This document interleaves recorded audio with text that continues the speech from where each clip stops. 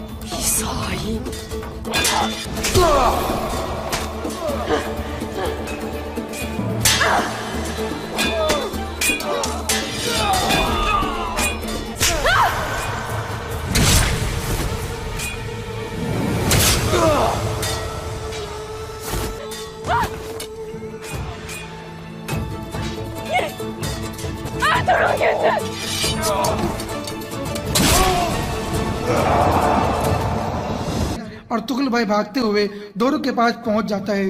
दोरुग एक बड़ा सा खंजर बच्चे के पेट पर रख देता है। अर्तुगरुल भाई कहते हैं, अपने हाथ मेरे बच्चे से हटा लो, तुम्हारा मसला मेरे साथ है। दोरुग कहता है, वहीं खड़े हो अर्तुगरुल, अगर तुम जरा सा भी हिले तुम्हारा बच्चा मर जाएगा, अपनी तलवार फेंक दो। अर्तुगरुल भाई अपनी तलवार फेंक देते हैं। एक तरफ गुबाद छिपकर तीर से अर्तुगरुल भाई का निशाना लेने लगता है, लेकिन वहाँ तुर्गुत आ जाता है और वो अपने खंजर से गुबाद का गला काट डालता है। ये देखकर जैसे ही दोरुग खंजर बच्चे के पेट में मारने के लिए ऊपर हाथ उठाता है, पीछे से एक तीर आकर लगता है और वो तीर हाइमा खाला ने मारा होता है। इस तरह हाइमा खाला और तुर्गुत सही वक्त पर पहुंचकर गुंदुज और अर्तुगरुल भाई को बचा लेते हैं और सादतीन के सभी आदमी मारे जाते हैं। फिर तुर्गुत निकलकर सामने आता है और तलवार उठाकर अर्तुगरुल भाई को देता है और कहता है, मुझे माफ कर दें भाई, अब से मैं आपका हर हुक्म मानूंगा। अर्तुगरुल भाई उसकी तरफ देखकर मुस्कुराते हैं और फिर उसको अपने गले लगा लेते हैं और कहते हैं, खुश आमदीद भाई। तुर्गुत कहता है, शुक्रिया भाई। फिर अर्तुगरुल भाई अपने बच्चे को गोद में उठा लेते हैं। इतने में उन्हें हलीमा का चीखने की आवाज़ आती है और वो दौड़ते हुए हलीमा सुल्तान की तरफ भागते हैं। हलीमा सहीर का सर गोद में रखकर रो रही थी। सहीर कहता है, अर्तुगरुल भाई गुंदुज को ले आएंगे बाजी। इतने में अर्तुगरुल भाई और बाकी लोग वहाँ आ जाते हैं। अर्तुगरुल भाई गुंदुज को हलीमा सुल्तान को सौंपते हैं और सईद से कहता है, मैंने बताया था बाजी कि अर्तुगरुल भाई गुंदुज को ले आएंगे और मैंने बताया था आज मेरा खुश तरीन दिन है। फिर सईद कलमा शहादत पढ़ते हैं और उसकी रूह परवाज कर जाती है। हलीमा फूट फूट कर रोने लगती है और बाकी सब भी रोने लगते हैं और परेशान होते हैं। फिर हाइमा खाला हलीमा सुल्तान को दिलासा देती हैं। अर्तुगरुल भाई कहते हैं, सईद बहादुरी और इज्जत के साथ शहीद हुआ है। दूसरी जानिब सुंगर तकीन कारवान सराय में अमीर सादिन कोपेक के पास पहुंचता है। सुंगर तकीन कहता है, मैंने सुल्तान अलाउद्दीन की तरफ एक खत लिखा है जिसमें मैंने लिखा है, अर्तुगरुल और सईद गद्दार नहीं है। कोपेक कहता है, इसका फैसला तो सुल्तान अलाउद्दीन ही करेंगे। इसके बाद सादिन कोपेक कहता है, इस इलाके में मेरा काम खत्म हो गया है, कल इंशाल्लाह मैं कोनिया रवाना हो जाऊंगा। अपने गैर मौजूदगी में तुम्हें अमीर बनाना चाहता हूँ, सुल्तान की भी यही ख्वाहिश है। सुंगर तकीन कहते हैं, मैं रियासत और सुल्तान अलाउद्दीन के लिए कुछ भी करने को तैयार हूँ। कोपेक मुस्कुराते हुए कहते हैं, अल्लाह काई और दो दुर्गा कबीले को अपने हिफ्ज़ो अमान में रखे। फिर वो अपने हाथ सुंगर तकीन की तरफ बढ़ाता है ताकि वो उसे चूमे, लेकिन सुंगर तकीन उसका हाथ नहीं चूमता और हाथ अपने सीने पर रखकर कहता है, आपका सफर महफूज हो अमीर हजरत। ये कहकर सुंगर तगीन बाहर निकल जाता है और अमीर सादिन कोपेक बहुत ज्यादा गुस्से में आ जाता है। दूसरी जानिब शहीद को काफिले के करीब कब्र निकालकर वहीं दफना दिया जाता है और फिर सब लोग फातवा खानी करते हैं। इसके बाद हलीमा सुल्तान उसकी कब्र पर बैठकर कहती हैं, भाई तुमने बहुत मुश्किल जिंदगी गुजारी है और कभी भी रियासत और रिवायात के खिलाफ नहीं गए और दुश्मनों के हाथ में खिलौना नहीं बने और इसके लिए अपना सब कुछ कुर्बान कर दिया। अल्लाह तुम्हें जन्नत में जगह नसीब करे। फिर हायमा खाला उसे दिलासा देकर वहाँ से ले जाती हैं और बाकी लोग भी वहाँ से चले जाते हैं। दूसरे जानिब अमीर सादिन कोपेक ने लोगों को अपने पास बुलाया हुआ था। इतने में एक सिपाही अंदर दाखिल होता है और कहता है, अमीर हजरत। कोपेक कहता है, मैंने तुम्हें बताया था कि मुलाकात के दौरान मुझे तंग मत करना। वो सिपाही कहता है, बाहर कुछ ऐसा है जिसे आपका देखना बहुत जरूरी है। कोपेक पूछता है, क्या? वो सिपाही बैठ जाता है। कोपेक उठकर उसके पास आता है, पूछता है, बोलो क्या? वो सिपाही खामोश रहता है और कोपेक गुस्से में उसके लात मार के साइड में कर देता है और कोपेक फिर खुद बाहर जाता है। पूछता है, क्या हो रहा है यहाँ? एक सिपाही कहता है, अमीर हजरत, एक पागल आदमी यहाँ ये छोड़कर भाग गया है। कोपेक उसे गुस्से में पीछे हटाता है और सामने गुबाच और दोरुक के सर तो लकड़ियों के ऊपर टंगे हुए थे। ये देखकर कोपेक पागल हो जाता है और बहुत ज्यादा गुस्से में आ जाता है और कहता है, अर्तुगरुल तुम जहाँ भी हो मैं तुम्हें तलाश करूंगा, हत्ता के तुम मेरी 10 तरह से बाहर हुए फिर भी मैं रियासत का एक अमीर हूँ। मैं शानदार अमीर सादिन कोपेक हूँ। मैं तब तक नहीं रुकूंगा जब तक तुम्हें जमीन के नीचे साथ तह को अंदर दफन न कर दूं। ये कहकर वो गुस्से में अंदर चला जाता है। दूसरी जानिब हायमा खाला हलीमा सुल्तान से कहती हैं, मैं जानती हूँ कि भाई को खोना तुम्हारे लिए बहुत तकलीफ दे है। अल्लाह जाने देता है और वापस ले लेता है। पैदाइश की तरह मौत भी इंसानों के लिए है। शहीद बहादुरों की तरह रहा और बहादुरों की तरह शहीद हुआ। हलीमा सुल्तान कहती है, कोई भी लफ्ज मेरे दर्द को कम नहीं कर सकता। पहले मेरे बाबा और अब शहीद, इतनी बड़ी दुनिया में मैं अकेली रह गई हूँ। हायमा खाला कहती हैं, दोबारा कभी ऐसा मत कहना। एक सिर्फ अल्लाह है मेरी बेटी, अपनी आप को संभालो। अब तुम सरदार की बीवी हो, अब से हम रोएंगे और तुम हमारे आंसू साफ करोगी। जब हम हार जाएंगे तो तुम हमें दोबारा हिम्मत दिलाओगी। दूसरी जानिब अर्तुगरुल भाई अपने साथियों से कहते हैं, कोपेक को जब पता चलेगा उसके आदमियों के साथ क्या हुआ है तो वो जरूर कोई न कोई मुसीबत जरूर पैदा करेगा।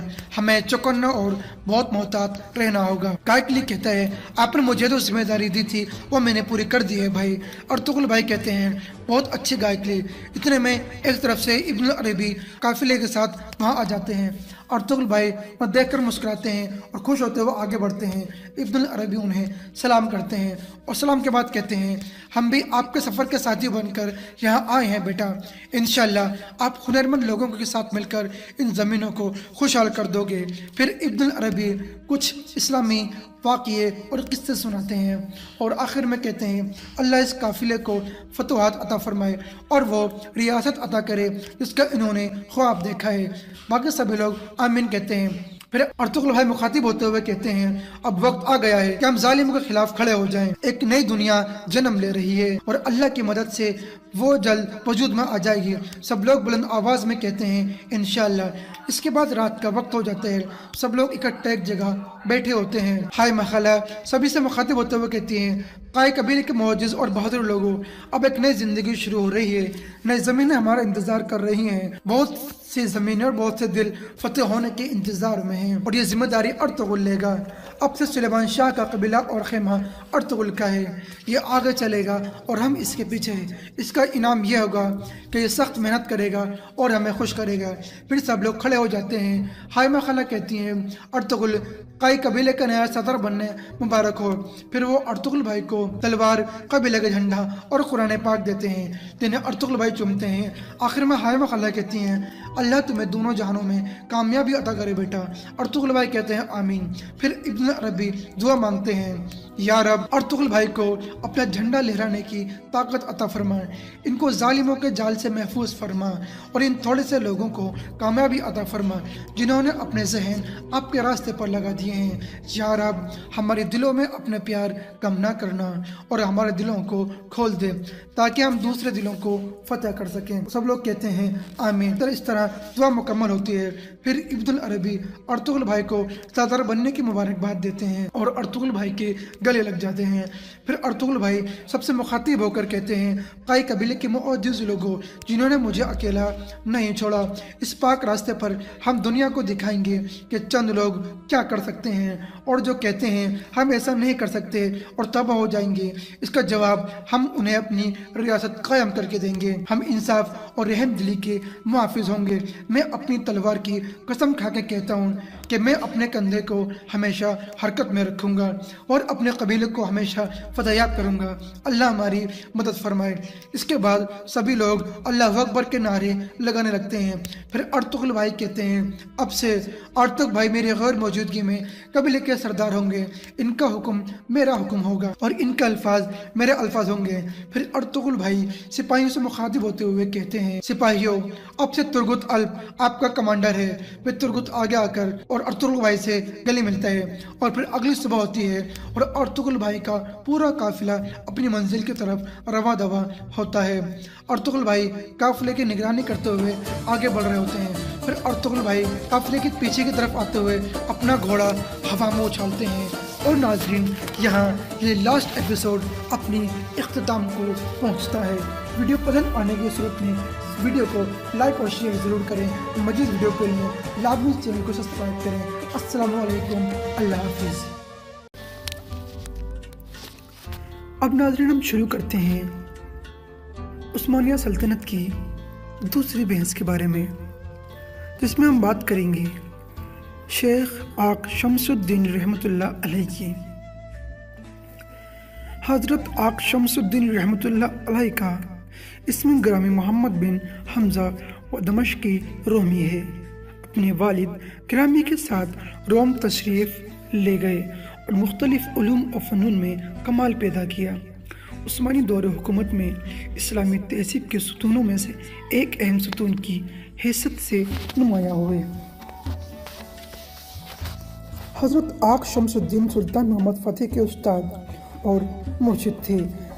आपका सिलसिला नज़्ब हज़रत अबू बकर सिद्दीक़ रज़ियल्लाहु ताला अन्हु से जा मिलता है। आप 792 हिजरी मुताबिक 1389 ईस्वी को दमश्क में पैदा हुए। 7 साल की उम्र में कुरान करीम हिफ्ज़ कर लिया।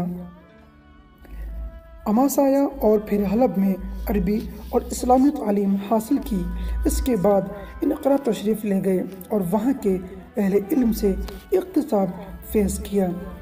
आपका विसाल 1459 ईस्वी में किया गया हुआ। हज़रत शेख आक शमसुद्दीन ने अमीर मोहम्मद फ़ातिह को इस दौर के बुनियादी उलूम पढ़ाए, यानी कुरान और सुन्नत, फ़क़ह, उलूम इस्लामिया और लसानियत, अरबी, फ़ारसी और तुर्की के अलावा जदीद उलूम मसलन रियाजी, फ़ल्कियत, तारीख़, फ़नून हर्ब। शेख ने कई दूसरे उलूम को ये जिम्मेदारी भी सौंपी कि वो सुल्तान को सियासी उमूर की अंजाम दही और हुकूमत के उसूल व कायद भी सिखाएंगे ताकि वो बेहतरीन हुक्मरान साबित हों। ये उन दिनों की बात है जब सुल्तान मगनीसिया में इमारत के फ़राइज़ सर अंजाम दे रहा था। शेख आक शमसुद्दीन ने इस सागर सुनी में अमीर को ये बात बावर करा दी थी कि हदीस नबवी तर्जुमा कुस्तुनतुनिया ज़रूर फतेह होगा और उसका अमीर बेहतरीन अमीर और लश्कर बेहतरीन लश्कर होगा का मुस्दाक वो खुद है। और जब यह अमीर तख्त नशीन हुआ और दौलत उस्मानिया के इन्नान हुकूमत संभाली तो वो जवान हो चुका था। शेख ने उसे हुक्म दिया कि फ़ौरन अपने लश्कर को तैयारी का हुक्म दे ताकि रसूलुल्लाह सल्लल्लाहु अलैहि वसल्लम की यह हदीस उनके हक़ में पूरी हो जाए। सुल्तान ने अपने मुर्शिद के हुक्म से चारों तरफ से कुस्तुनतुनिया का मुहासरा कर लिया और 54 रोज़ तक दोनों फ़ौजों में खुरेज़ी जंग जारी रही। इन जंग में जबकि ज़ोर करन पड़ रहा था, बेज़नीतियों के पास बर वक्त मदद पहुँच गई तो उनकी खुशी की कोई इंतहा न रही। पोप ने 4 जहाज़ भेजे थे। वो उस्मानी जहाज़ों से लड़ भड़कर किले के सामने पहुंच चुके थे और इस कामयाबी ने महसूरीन के हौसलों को मुहिज़ कर दिया था।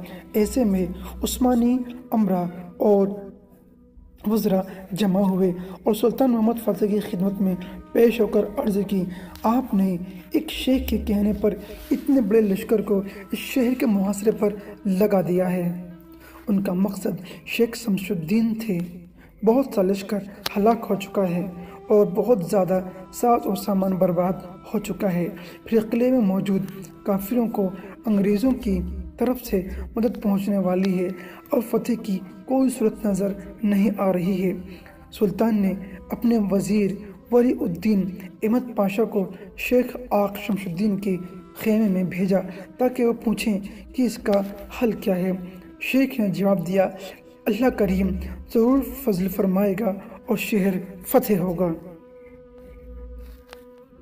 सुल्तान इस जवाब से मुतमईन ना हुआ और अपने वज़ीर को दोबारा शेख की खिदमत में भेजा और अर्ज़ की कि कदरे वजाहत फरमा दें। शेख ने इस गुजारिश पर अपने शागिर्द और वज़ीर मोहम्मद फ़तेह के नाम पर वलाईनामा तहरीर फरमाया।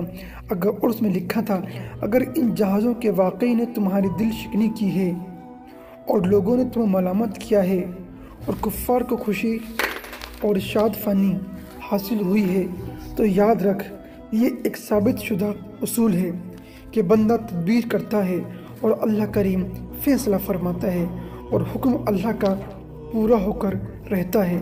हमने अल्लाह से इल्तिजा की है और कुरान करीम की तिलावत की और उसके बाद ओंग आ गई। अल्लाह की करम नवाजियाँ रूनुमा हुई और ऐसी बशारतें नसीब हुई जो इससे पहले कभी नसीब नहीं हुई थी। इस गुफ्तगू ने अमरा और लश्कर में राहत और इत्मीनान पैदा कर दिया। उस्मानियों की जंगी कौंसिल ने फ़ौरन जंग जारी रखने का फैसला लिया। फिर सुल्तान मोहम्मद बज़ाते खुद शेख के खेमे की तरफ गया, उनकी दस्तबोसी की और अर्ज़ की, मेरे आका, मुझे कोई दुआ तालीम फरमाइए जिसकी बरकत से अल्लाह ताला मुझे फ़तेह की तौफ़ीक़ अता फरमा दे। शेख ने उन्हें कोई दुआ सिखाई। सुल्तान अपने पीर और मुर्शिद के खेमे से बाहर आए और आम हमले का हुक्म दे दिया। सुल्तान चाहता था कि उनके पीर और मुर्शिद हमले के दौरान उनके साथ साथ रहें। आदमी भेजकर उनसे इस्तदा की, लेकिन शेख ने हुक्म दे रखा था कि कोई आदमी उनके खेमे में दाखिल ना हो। दरबान ने सुल्तान के फुरस्तदा को अंदर आने से रोक दिया। फुरस्तदा वापस लौट गया। सुल्तान को दरबान की इस बात पर बड़ा गुस्सा आया। वो खुद शेख के खेमे की तरफ आया ताकि उनसे गुजारिश कर सके। दरबान ने सुल्तान को भी खेमे में जाने से रोक दिया। ये शेख का हुक्म है। सुल्तान ने आस्तीन से अपना खंजर निकाला। खेमे का कपड़ा एक तरफ से चाक करके अंदर झांका तो अजीब मंजर था। शेख अल्लाह करीम के हुजूर सजदे में पड़े हुए थे। उनका अमामा उनके सर से गिर चुका था। उनके सफ़ेद बाल ज़मीन पर बिखरे हुए थे और दरवेश मुबारक और सर के बालों से एक नूर हवा दे हो रहा था। सुल्तान अपने पीर और मुर्शिद की इस कैफियत को देख रहा था। अचानक शेख ने अपना सर सजदे से उठाया। आंसू उनके रुखसानों पर मोतियों की तरह चमक रहे थे। वो अपने रब से दुआ कर रहे थे और फतेह और नुसरत के लिए इल्तिजा कर रहे थे। सुल्तान उसके बाद अपनी क़यामगाह में आया और फसील शहर पर नज़र की। अचानक वो क्या देखते हैं, फसील में शगाफ पैदा हो चुके हैं और मुस्लिम लश्कर बड़ी तेज़ी से शहर में दाखिल हो रहा है। सुल्तान इससे बहुत खुश हुआ और कहने लगा, मैं इसलिए खुश नहीं कि शहर फतेह हो गया है, बल्कि मेरी खुशी इस वजह से है कि मेरे दौर में ऐसी बाबरकत हस्तियाँ मौजूद हैं। अल्लामा शौकाफ़ी अपनी किताब अल-बद्र अल-ताई में लिखते हैं कि शेख शमसुद्दीन की बरकत और फजलो कमाल का ज़हूर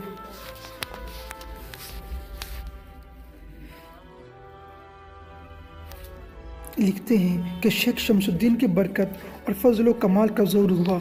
उन्होंने सुल्तान को बता दिया था कि किस रोज़ उनके हाथ पर कुस्तुनतनिया का शहर फतेह होगा। जब उस्मानी सिपाही पूरी क़ुव्वत और जज्बे से शहर पर टूट पड़े तो हज़रत शेख शमसुद्दीन सुल्तान मोहम्मद फतेह के पास तशरीफ़ लाए ताकि हालत जंग में उन्हें इलाही शरीयत याद दिलाएं और उन्हें मफ्तूह व मगलूब कौम के हुकूक की पासदारी की तलकीन करें, जैसा कि इस्लामी शरीयत में तफसील से मौजूद है। सुल्तान मोहम्मद फतेह ने तमाम फ़ौज की हौसला अफजाई के लिए तोहफ़ और अतियात दिए और उनके लिए एक बहुत बड़े खाने का एहतमाम किया। फतेह का यह जश्न 3 दिन तक जारी रहा और इस दौरान ज़ीनत और आराइश और खुशियाँ मनाने का पूरा एहतमाम किया गया। सुल्तान फ़ौज को अपने हाथ से खाना खिलाता रहा, जैसा कि हदीस पाक में है, कौम का सरदार कौम का खादिम होता है। इस तकरीब के बाद सुल्तान के पीर और मुर्शिद के बहुत बड़े आलिम और तकवा और राय हामिल बहुत बड़े इंसान थे, खड़े हुए और फ़ौज से खिताब किया। आपने फरमाया, ए इस्लाम के सिपाही हो, जान लो और याद रखो, नबी करीम सल्लल्लाहु अलैहि वसल्लम ने तुम्हारे बारे में फरमाया था। तर्जुमा: कुस्तुनतुनिया ज़रूर फतेह होगा और उसका अमीर बेहतरीन अमीर और वह लश्कर बेहतरीन लश्कर होगा। हम अल्लाह ताला से सवाल करते हैं कि वो हमें भलाई की तौफीक अता करे और हमारी कोताहियों को बख्श दे। खबरदार, माल गनीमत जो तुमने हासिल किया है इसमें इसराफ ना करना, उसे फजूल खर्च करने के बजाय शहर के रहने वालों की फलाह और बहबूद के लिए खर्च करना, अपने सुल्तान की बात सुनना, उसकी इताअत करना और उससे मोहब्बत करना। फिर शेख फतेह की तरफ मुतवज्जह हुए और फरमाया, ए मेरे सुल्तान, तू आले उस्मान की आंखों की ठंडक बन गया है, हमेशा के लिए मुजाहिद फी सबीलिल्लाह बन जा। फिर शेख ने बुलंद आवाज़ से बड़े मजबूत लहजे में अल्लाह अकबर कहा। हज़रत शेख शमसुद्दीन ने अपने नूर विलायत से साहबी रसूल हज़रत अबू अय्यूब अंसारी रज़ियल्लाहु ताला अन्हु की कब्र पाक की निशानदेही भी की। आपकी कब्र कुस्तुनतुनिया के फसील के करीब एक जगह मौक़े है। शेख शमसुद्दीन रहमतुल्लाह अलैह वो पहले शख्स हैं जिन्होंने मस्जिद आया सूफिया में जुमातुल मुबारक का खुतबा इरशाद फरमाया। अब बात करते हैं, शेख शमसुद्दीन डरते थे कि सुल्तान गुरूर में मुब्तला ना हो जाएं। सुल्तान मोहम्मद फतेह अपने पीर और मुर्शिद से बहुत मोहब्बत करते थे, उनके दिल में उनकी बेपनाह इज्जत थी। फतेह के बाद सुल्तान ने अपने इर्द गिर्द लोगों को बताया कि तुम मुझे बहुत खुश देख रहे हो। मेरी खुशी सिर्फ इस वजह से नहीं कि किला फतेह हो गया है, बल्कि मेरी खुशी की असल वजह यह है कि मेरे अहद में एक जलील क़द्र शख्स मौजूद हैं और वो हैं मेरे पीर और मुर्शिद शेख आक शमसुद्दीन। सुल्तान ने अपने शेख से डरने की वजह बयान करते हुए अपने वज़ीर महमूद पाशा से कहा, मेरा शेख आक शमसुद्दीन का एहतराम करना गैर इख्तियारी फ़आल है। जब मैं उनकी बारगाह में हाजिर होता हूँ तो मैं अपने दिल में उनका रौब और दबदबा महसूस करता हूँ। अलबद्र अता के मुसन्निफ़ लिखते हैं, फतेह के एक दिन बाद सुल्तान आक शमसुद्दीन अलैहि रहमतुल्लाह के खेमे में हाजिर हुआ। उन्होंने सुल्तान की आमद की कोई परवाह न की और लेटे रहे। सुल्तान उनके दस्तबोसी की और अर्ज़ किया, मैं एक ज़रूरत लेकर हाजिर हुआ हूँ। शेख ने फरमाया, क्या? सुल्तान ने अर्ज़ किया, मैं आपके साथ अज़लत नशीनी चाहता हूँ। शेख ने इनकार कर दिया। सुल्तान ने इसरार किया और बार बार गुजारिश की, लेकिन शेख का एक ही जवाब था, नहीं। सुल्तान नाराज़ हो गया और अर्ज़ करने लगा, एक तुर्क आपकी खिदमत में हाजिर होता है और वो सिर्फ़ एक बार कहते हैं और आप उसे अपने साथ उज़लत नशीन की इजाज़त दे देते हैं और मैं बार बार गुजारिश करता हूँ, लेकिन आप इनकार फरमा रहे हैं। शेख ने फरमाया, जब आप खिलवत नशीनी की लज्जत से शाद काम होंगे तो सल्तनत और इमारत आपकी नज़रों में हक़ीर हो जाएगी और नतीजतन उमूर सल्तनत बिगड़ जाएंगी, जिसकी वजह से अल्लाह ताला हमसे नाराज़ हो जाएगा। खिलवत नशीनी से मकसूद अदालत, ہر ایک چیز کو اس کی جگہ پر رکھنا ہے تو اس پر لازم ہے کہ فلاں فلاں کام کرو۔ شیخ علیہ رحمۃ اللہ نے سلطان کو بہت ساری نصیحتوں سے نوازا۔ سلطان نے شیخ کی خدمت میں 1000 دینار بطور نذرانہ پیش کیے، شیخ نے قبول نہ فرمائے۔ سلطان جب شیخ سے اجازت لے کر اپنی رہائش گاہ کی طرف جا رہا تھا تو اپنی کسی مصاحب سے پوچھا، شیخ میری آمد پر کھڑے نہیں ہوئے، کیا وجہ ہے؟ مصاحب نے جواب دیا، شاید انہوں نے آپ کی اندر خود پسندی کے آثار دیکھے ہیں اور اتنی بڑی فتح کے بعد آپ جیسے عظیم سلاطین میں اس کا پیدا ہونا کوئی اچنبے کی بات بھی نہیں۔ شیخ نے آپ کے غرور کو توڑنے اور آپ کی خود پسندی کو آپ سے دور کرنے کی کوشش فرمائی ہے۔ اس جلیل القدر عالم جس نے محمد فتح کی تربیت ایمان، اسلام اور احسان کی بنیادوں پر فرمائی کی شخصیت گوناگوں اور صاف کی حامل تھی، وہ صرف ایک عالم دین اور صوفی نہیں تھے بلکہ نباتات، طب، میڈیکل سائنسز میں بھی کافی مہارت رکھتے تھے۔ وہ اپنے دور کے دنیاوی علوم کے ماہر سب سے مشہور عالم تھے۔ علم نباتات میں تحقیق اور جڑی بوٹیوں سے مختلف امراض کے علاج میں ان کی مہارت اور شہرت اس حد کمال کو پہنچی ہوئی تھی کہ لوگوں میں یہ بات مشہور ہو گئی تھی، نباتات آقا شمس الدین سے باتیں کرتی ہیں۔ امام شوکافی حضرت کے متعلق لکھتے ہیں، وہ دلوں کے طبیب ہونے کے ساتھ ساتھ انسانی جسم کے بھی طبیب تھے۔ ان کے بارے مشہور تھا کہ درخت اور بوٹیاں ان سے بات کرتی ہیں اور کہتی ہیں میں فلاں مرض کی دوا ہوں۔ پھر فتح قسطنطنیہ کے موقع پر تو ان کی برکت اور فضلت بالکل ظاہر ہو گئی۔ شیخ جس قدر نفسیاتی امراض پر توجہ مبذول فرماتے تھے، اسی قدر بدنی امراض کا بھی علاج فرماتے تھے۔ متعدی امراض کے علاج پر حضرت شیخ شمس الدین نے خصوصی توجہ مبذول فرمائی۔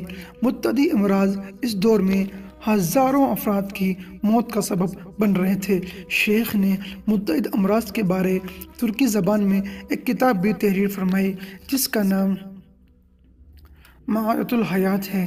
آپ ایک جگہ لکھتے ہیں، یہ سمجھنا غلط ہے کہ امراض براہ راست اس خاص پر ظاہر ہوتی ہے، بلکہ حقیقت یہ ہے کہ امراض ایک شخص سے دوسرے شخص کی طرف متعدد صورت میں منتقل ہوتی ہیں۔ جس کیڑے کے ذریعے یہ امراض ایک شخص سے دوسرے شخص تک پہنچتی ہیں وہ نہایت ہی چھوٹا ہوتا ہے، اتنا چھوٹا کہ خالی آنکھوں سے نظر نہیں آتا اور یہ کیڑا زندہ ہوتا ہے۔ اور اس طرح شیخ آقا شمس الدین رحمۃ اللہ علیہ نے میکروسکوپ کی تعریف وضع فرمائی۔ یہ بات 15ویں صدی عیسوی کی ہے۔ یہ پہلے شخص ہیں جنہوں نے یہ نظریہ دیا۔ اس وقت تک میکروسکوپ ایجاد نہیں ہوئی تھی۔ حضرت شیخ علیہ رحمۃ اللہ کی حیات ظاہری کے 400 سال بعد فرانسیسی سائنسدان لوئس پاسٹر پیدا ہوئے جس نے کیمسٹری اور بائیولوجی میں داد تحقیق دی اور اسی نتیجے پر پہنچا جس پر شیخ 4 صدیاں پہلے پہنچ چکے تھے۔ شیخ آقا شمس الدین رحمۃ اللہ علیہ نے سرطان کے بارے بھی تحقیق فرمائی اور اس موضوع پر اپنی تحقیقات کو قلم بند بھی کیا۔ شیخ کی 2 کتابیں طب سے متعلق ہیں، ایک معادۃ الحیات اور دوسری کتاب الطب، اور یہ دونوں کتابیں ترکی اور عثمانی زبان میں ہیں۔ 7 کتابیں عربی زبان میں لکھی جو مختلف موضوعات پر ہیں: حل المشکلات، ارسالات النوریہ، مقالات العلیہ، رسالات فی ذکر اللہ، واقعات المتین، رسالۃ فی شرع حاجی بہرام ولی۔ اب بات کرتے ہیں شیخ کی وصال کے بارے میں۔ شیخ نے جب وطن واپسی کی ضرورت محسوس کی تو کونیوک جو ان کا اصل وطن تھا واپس آ گئے، اگرچہ سلطان نے انہیں استنبول جو پرانا قسطنطنیہ میں رہنے کے لیے بہت اصرار کیا۔ آپ 863 ہجری مطابق 1459 ईस्वी को फौत हुए। अल्लाह की आप पर रहमत मग़फ़िरत हो और अल्लाह ताला आपसे खुश हो। इन्ना लिल्लाहि व इन्ना इलैहि राजिऊन। ये अल्लाह करीम की अपनी मखलूक के बारे सुन्नत है कि कोई भी रब्बानी कायद और काबिल फ़ख्र फतेह इस वक्त तक पैदा नहीं होता जब तक उसे उलमाए रब्बानी की सोबत मैसर नहीं आती, जो उसकी तालीम और तरबियत में अपना किरदार अदा और उसकी रहनुमाई का फरीज़ा अदा करे। इस सिलसिले में बहुत सारी मिसालें मौजूद हैं।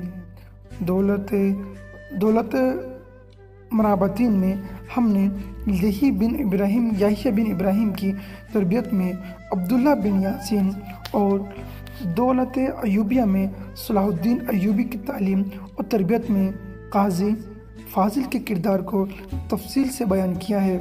और इसी किताब में मोहम्मद फ़तेह की तालीम और तरबियत और तामीर सीरत में ख्वाजा शमसुद्दीन रहमतुल्लाह अलैह के किरदार पर रोशनी डाली गई है। अल्लाह ताला उन पाकान उम्मत पर अपनी रहमत फरमाए, उनकी मिसाई को कबूल फरमाए और मुस्लिहीन में उनके ज़िक्र को बुलंद फरमाए, और अल्लाह ताला हमें भी नेक और साले कदम रखे। नाज़रीन, आपसे गुजारिश है कि जो भी हमारे उलमा दीन हाफिज़ पीर हैं, हमें उनकी दिल से कदर करनी चाहिए और हमें ध्यान रखना चाहिए कि हमारी ज़बान से किसी आलिम, फाजिल, मौलवी, मुफ्ती, हाफिज़, कारी, किसी उलमाए दीन, किसी पीर के बारे में कोई हमसे गलत बयानी ना हो जाए, क्योंकि अगर हमने गलत बयानी कर दी, ना मालूम वो शख्स जिसके बारे में हमने गलत बयानी की है वो अल्लाह के बारे में अल्लाह के नज़दीक क्या मर्तबा रखता है। इसलिए हमें गुरेज करना चाहिए उन सभी बातों से जो बातें हमें अल्लाह के नज़दीक बुरा बनाती हैं। और ध्यान रहे, एक इंसान ताकतवर खाली ताकत से नहीं बनता, खाली दौलत से नहीं बनता। उसे ताकतवर जब समझा जाए जब वो अपने से कमज़ोर शख्स पर एहसान करे, अपने गुस्से को काबू में रखे, उनके साथ रहमदिली करे। तो हमें चाहिए, और हमारी शरीयत, हमारी इस्लामी शरीयत भी इसी बात को वाज़ेह करती है कि हमें हमेशा नरम दिली और हमारे अखलाक हुस्न अखलाक से बेहतर हों।